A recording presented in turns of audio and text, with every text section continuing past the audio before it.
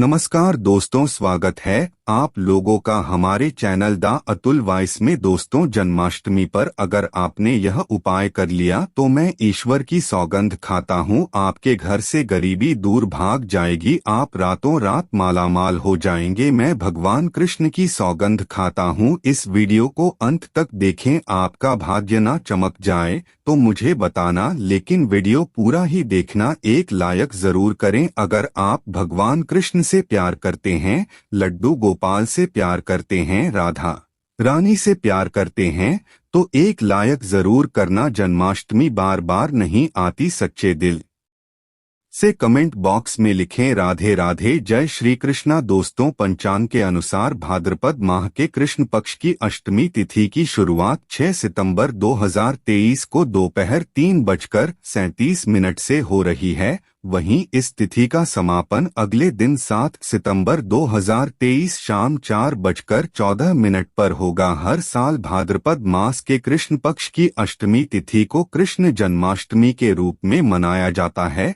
द्वापर में श्री कृष्ण परम पुरुषोत्तम भगवान का जन्म भाद्रपद की अष्टमी तिथि रोहिणी नक्षत्र और चंद्रमा वृषभ राशि में मध्यरात्रि में हुआ।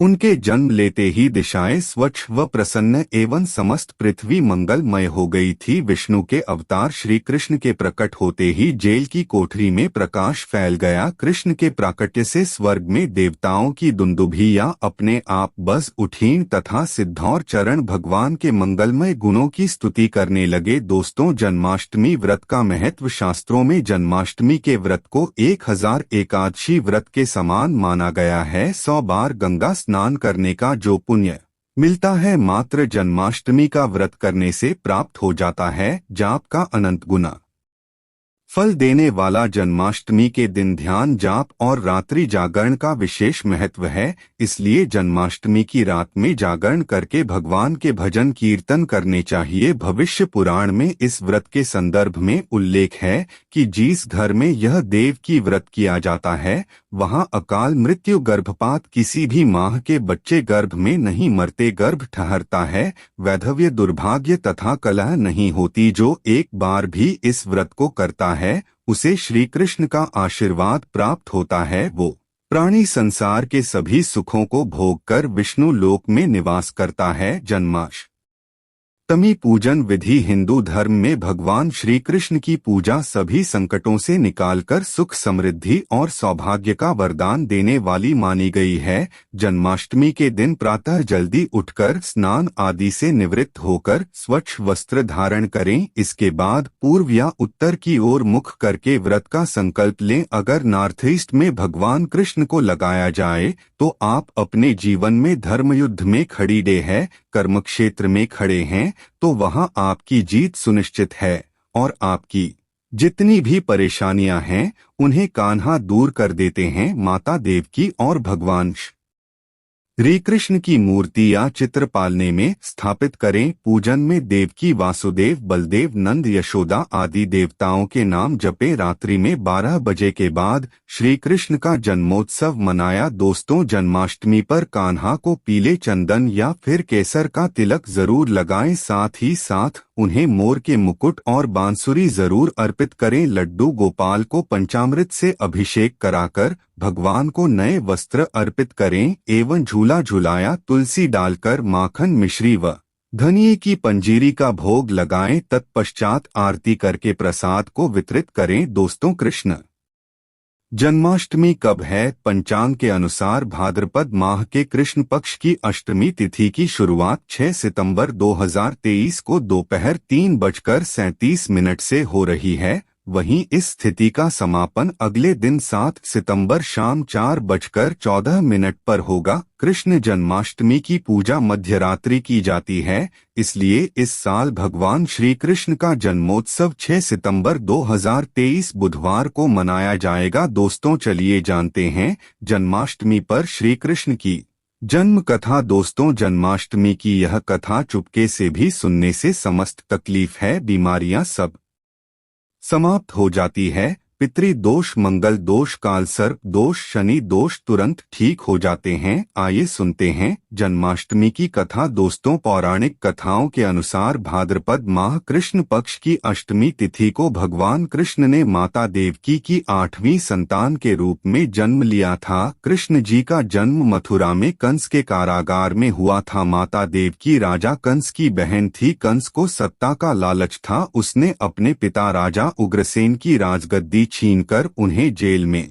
बंद कर दिया था और स्वयं को मथुरा का राजा घोषित कर दिया था। राजा कंस अपनी बहन देवकी से बहुत प्रेम करते थे। उन्होंने अपनी बहन का विवाह वासुदेव से कराया था, लेकिन जब वह मां देवकी को विदा कर रहा था तभी एक आकाशवाणी हुई कि देवकी का 8वां पुत्र कंस की मौत का कारण बनेगा। यह सुनकर कंस डर गया। उसने तुरंत अपनी बहन और उनके पति वासुदेव को जेल में बंद कर दिया। उनके आसपास सैनिकों की कड़ी पहरेदारी लगा दी। कंस अपनी मौत के डर से देवकी और वासुदेव के साथ संतानों को मार चुका था। कृष्ण जी का जन्म इसके बाद भाद्रपद माह कृष्ण पक्ष की अष्टमी तिथि को रोहिणी नक्षत्र अंधेरी रात में भगवान कृष्ण ने जानकी के 8वें संतान के रूप में जन्म लिया। श्री कृष्ण के जन्म लेते ही कोठरी प्रकाशमय हो गई। आकाशवाणी हुई कि विष्णु जी ने कृष्ण जी के अवतार में देवकी के कोख में जन्म लिया है।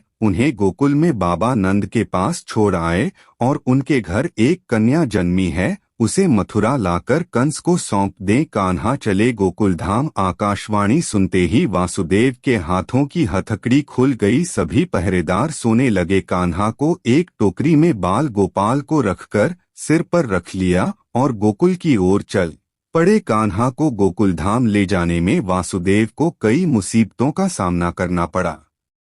यमुना नदी कृष्ण जी के चरणों को स्पर्श करने के लिए उफान पर आ गई, लेकिन चरण स्पर्श के बाद वह फिर से शांत पड़ गई। वो कान्हा को बाबा नंद के पास छोड़ आए और गोकुल से कन्या को लेकर वापस लौट आए। जेल अपने आप बंद हो गया और उनके हाथों में हथकड़ियां लग गई। कन्या की रोने की आवाज सुनते ही सभी पहरेदार उठ गए। कंस बंदीगृह आया। वो कन्या को देवकी और वासुदेव की 8वीं कन्या समझ उसे मारने चला, लेकिन वो आकाश में उड़ गई और फिर से आकाशवाणी हुई कि कंस को मारने वाला अब इस दुनिया में पैदा हो चुका है। बाबा नंद और उनकी पत्नी मां यशोदा ने कृष्ण जी का पालन पोषण किया। राजा कंस ने कृष्ण जी का पता लगाकर उन्हें मारने की खूब कोशिश की, लेकिन कंस की सारी कोशिशें विफल हुई और कृष्ण जी को कोई मार नहीं सका। अंत में श्री कृष्ण ने कंस का वध किया। राजा उग्रसेन को फिर मथुरा की राजगद्दी सौंपी। इस तरह से जन्माष्टमी की व्रत कथा पूरी हुई। दोस्तों, में आगे बढ़ने से पहले कमेंट बॉक्स में अपनी राशि भी डाल दीजिएगा। यदि हमारे पास कोई उपाय होगा तो वो आकर हम आपके कमेंट के रिप्लाई में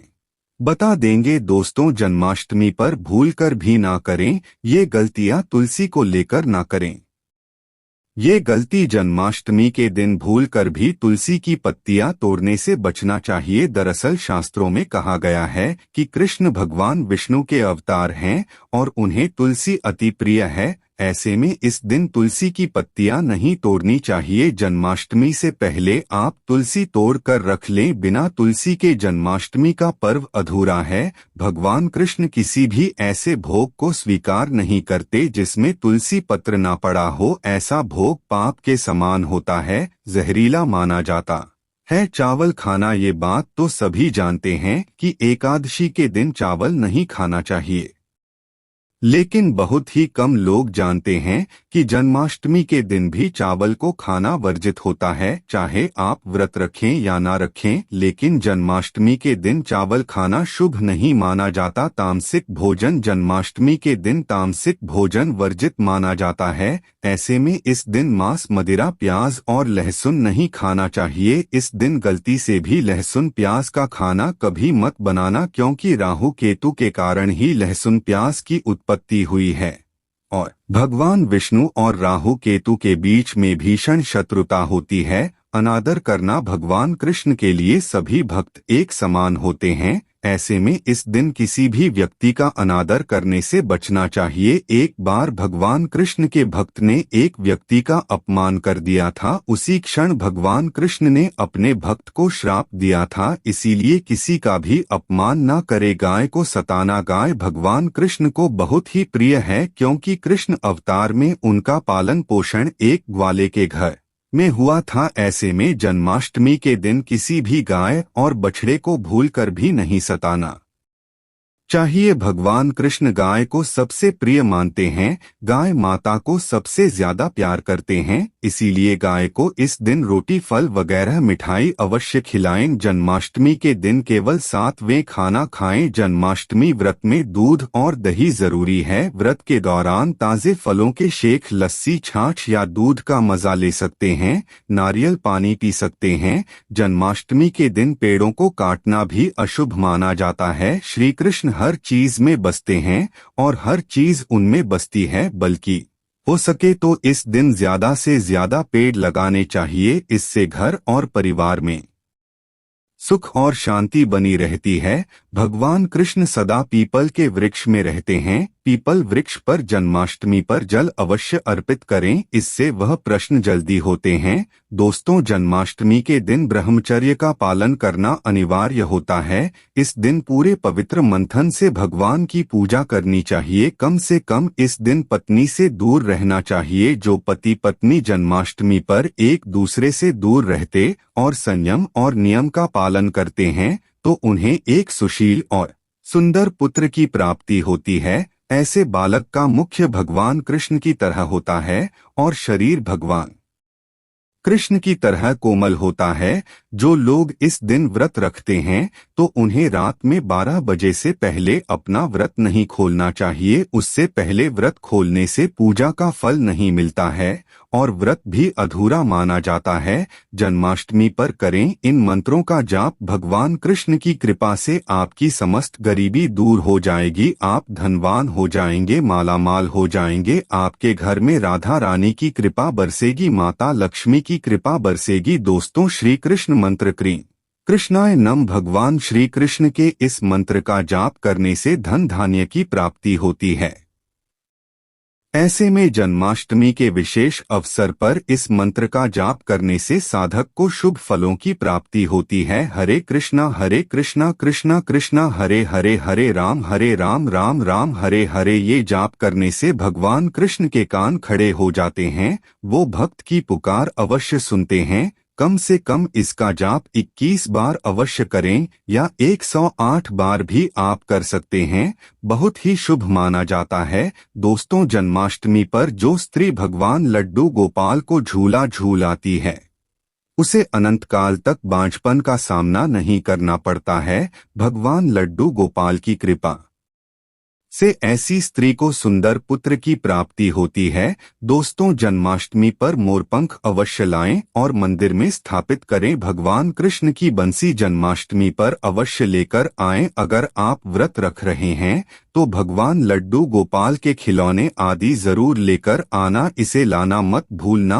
और जन्माष्टमी पर कौड़ियाँ आप ला सकते हैं, भगवान कृष्ण की स्थापना कर सकते हैं। इस दिन गलती से भी किसी भी व्यक्ति को गिफ्ट के तौर पर भगवान कृष्ण को उपहार में कभी मत देना, इससे घर की लक्ष्मी रुष्ट हो सकती है। जन्माष्टमी पर सोने, चांदी, तांबा, पीतल की खरीदारी कर सकते हैं, शुभ माना जाता है। जन्माष्टमी पर पालना अवश्य लेकर आना, इसमें लड्डू गोपाल जी झूला झूलेंगे। दोस्तों, जन्माष्टमी पर तुलसी माता के सामने भगवान कृष्ण के 4 नाम जैसे गोपाला, गोविंद, देवकी नंदन और दामोदर पुकारें और साथ ही उ नमो भगवते वासुदेवाय नम मंत्र का जाप करें। ऐसा करने से सभी समस्याएं दूर हो जाएंगी। माता तुलसी आपके घर को धन धान्य से भर देंगी। जन्माष्टमी के दिन भोग में मक्खन के साथ तुलसी दल जरूर डालें और वो भगवान कृष्ण को अर्पित करें। दोस्तों, जन्माष्टमी के शुभ अवसर पर करें नमक का विशेष उपाय। दोस्तों, मैं ईश्वर की सौगंध खाता हूँ, नमक का यह उपाय करने से आपके समस्त पाप नष्ट हो जाएंगे, गरीबी दूर हो जाएगी, आपकी नौकरी लग जाएगी, संतान प्राप्ति हेतु व्यापार चलाने के लिए भी यह उपाय जरूर करें। दोस्तों, हम भी नमक का यह उपाय जरूर करते हैं। मैं ईश्वर की सौगंध खाता हूँ, अगर आपने यह उपाय कर लिया तो आपको करोड़पति होने से कोई नहीं रोक पाएगा। भगवान कृष्ण का विशेष आशीर्वाद मिलेगा। आइए जानते हैं मक्का विशेष उपाय। दोस्तों, उपाय है: 1 नमक का पैकेट, 50 ग्राम सूखी लाल मिर्च, 500 ग्राम चावल, 100 ग्राम उड़द की दाल, 250 ग्राम आटा और 11 रुपए की दक्षिणा तथा 1 पानी की बोतल और 5 रुपए के काले तिल। बस इतनी सी सामग्री एक थैली में एकत्रित कर ले दोस्तों। उसके बाद किसी भी गरीब बुजुर्ग या गरीब महिला को चुपके सिद्धांत दे दे और पीछे मुड़कर ना देखे, घर को वापस चले आए। दोस्तों, आप यकीन मानो, गुरु परंपरा से प्राप्त ये महाउपाय आपकी काया पलट कर रख देगा। दिन दुगनी रात चौगुनी आप तरक्की करेंगे। दोस्तों, ये उपाय हम भी जरूर करते हैं। महापुस्तक और शास्त्रों में लिखा महाउपाय आज हम आपको बता रहे हैं। यह उपाय जन्माष्टमी के दिन जरूर करें। मैं ईश्वर की सौगंध खाता हूँ, आपका भाग्य उदय हो जाएगा। दोस्तों, यह उपाय मैं हर जन्माष्टमी के दिन जरूर करता हूँ। आप भी यह मौका हाथों से मत जाने देना। सच्चे दिल से कमेंट बॉक्स में जरूर लिखें राधे राधे, जय श्री कृष्णा।